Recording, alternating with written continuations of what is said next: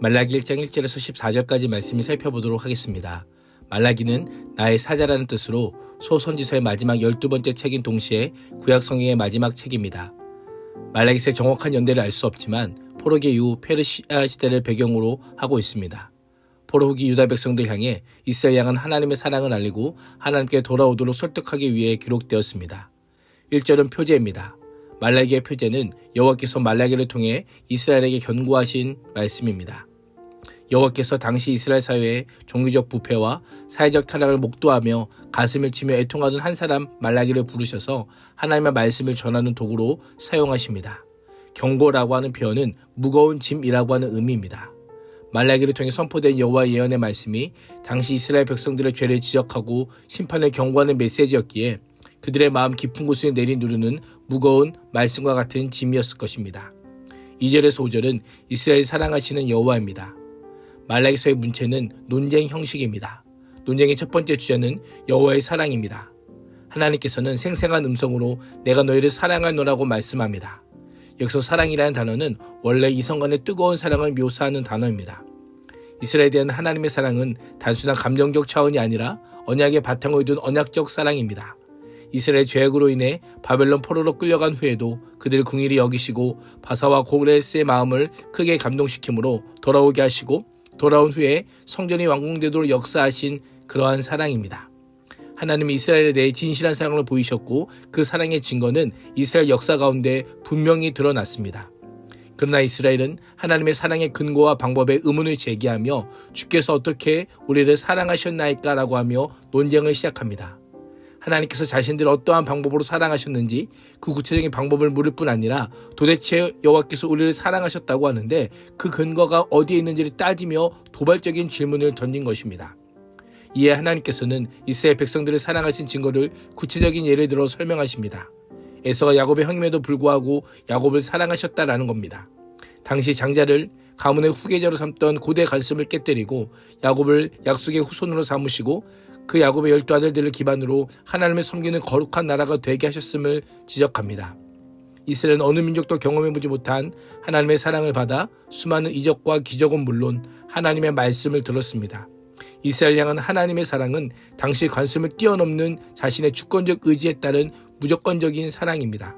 하나님은 우리를 어떻게 사랑하셨냐고 묻는 이스라엘에게 에서를 미워했고 그의 산들을 표어로 만들었고 그가 물려받은 땅을 광야의 들짐승에게 넘겼다고 합니다. 에돔은 우리가 무너졌으나 황폐한 곳을 다시 쌓겠다고 말하기까지 했습니다. 그러나 만군의 하나님 여호와께서는 그들이 쌓을지라도 나는 헐겠고 사람들이 그곳을 악한 지역이라 할 것이고 여호와의 영원한 진노를 받은 백성이라고 말할 것이라고 경고합니다. 유다는 바벨론에서 돌아와 유다 땅에 정착하면서 성전을 재건했지만 실제로 에돔은 다시 한 국가로 재건되지 못했습니다. 하나님 역시 이스라엘 향해 너희 눈으로 보고 너희가 여호와가 이스라엘 경계 밖에서 위대하다고 말할 것을 예고합니다. 이방 신도가 근본적으로 다른 존재이며 이스라엘 왕으로 존재하시는 분이 아니라 우주적인 왕권을 가지신 분이요 참되고 유일하신 하나님이심을 선포하십니다. 6절에서 10절은 제사장과 백성들의 죄입니다. 하나님과 이스라엘이 이토록 멀어진 것은 당시 종교 지도자들의 죄악 때문입니다. 만군의 여호와께서는 제사장들을 향해 내 이름을 멸시했다고 비난하며 꾸짖으십니다. 아들은 그 아버지를, 종은 그 주인을 공경하는데 아버지는 나의 영광을 어디서 발견할 수 있으며 내가 주인인데 나에 대한 경외를 어디서 발견할 수 있겠는지 질문으로 질책합니다. 세상에서는 종이 두려워하는데 이스라엘은 하나님의 두려움이 조금도 없었습니다. 제사장들은 하나님에 대한 공경과 경외심을 상실한 채 더러운 상에 더러운 음식을 드리고 병들고 눈먼 쓸모없는 가축을 드리면서도 우리가 어떻게 주의 이름을 멸시해야 할까라고 묻습니다. 자신들의 죄악을 알면서도 부정한 것이 아니라 자신들은 결코 여호와의 이름을 멸시한 적이 없다고 하나님의 정죄에 대해 정면으로 반박하고 있습니다. 제사장들은 여호와께 아무렇게나 상을 차려주어도 된다고 생각했던 겁니다. 제사장이 누구입니까? 성전으로 가져오는 희생제물이 합당한지를 판단하는 책임을 맡은 자들입니다. 그러나 그들은 게을렀고 무지했고 무책임했습니다.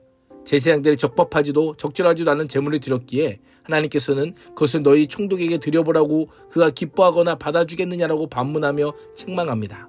인간 권력도도 받지 않는 제물을 하나님께 바침으로 하나님을 모독하고 있습니다. 하나님을 우습게 하는 감춰진 마음을 무례한 행동으로 드러내 보였던 것입니다. 보통 사람들이 일상에 보이는 최선의 공경조차 보이지 않았던 것입니다. 우리의 예배와 드림은 어떠합니까? 우리를 구원한 하나님의 은혜에 대한 진심 어린 감사의 마음에서 우러나오는 참된 예배입니까? 아니면 구색만 맞추고 해치워야 할 번거롭고 귀찮은 예배입니까? 입으로는 전자라고 하지만 하나님을 향한 신뢰 없는 예배, 두려움 없는 예배, 번거로운 예배를 드리고 있진 않은지 돌아보기를 원합니다. 하나님께서 너희가 이런 행동을 했으니 너희 중 누구도 용납할 수 없다고 선언합니다. 모욕적인 제사를 드리며 복을 구한다는 것은 있을 수 없는 일입니다. 그래서 하나님께서는 제단에 헛되이 제물을 태우지 못하게 하라고 너희 중에 성전 문을 닫을 자가 있었으면 좋겠다라고까지 말씀합니다. 예배의 진정한 의미가 퇴색되느니 차라리 예배를 피하는 것이 낫겠다. 경외와 사랑에 당해 참 예배를 원하신다는 마음을 직접적으로 드러내고 계십니다. 11절에서 14절은 더럽혀진 이름 여호와 그러나 위대한 왕입니다. 하나님께서는 자신이 어떠한 존재인지를 선언합니다. 비록 그 이름이 이스라엘 백성들에게 경홀히 여김을 받고 있지만 그 이름을 헷되는 데서 지는 데까지 열방 중에 크게 여김받을 이름이요 곳곳에서 사람들이 내 이름으로 분향하고 깨끗한 제물을 바칠 것이다 라고 말씀합니다. 그런데 이스라엘은 여호와 식탁이 더러워졌으니 그 위에 있는 음식은 무시해도 괜찮아 라고 말하며 내 이름을 더럽히고 있다라고 합니다.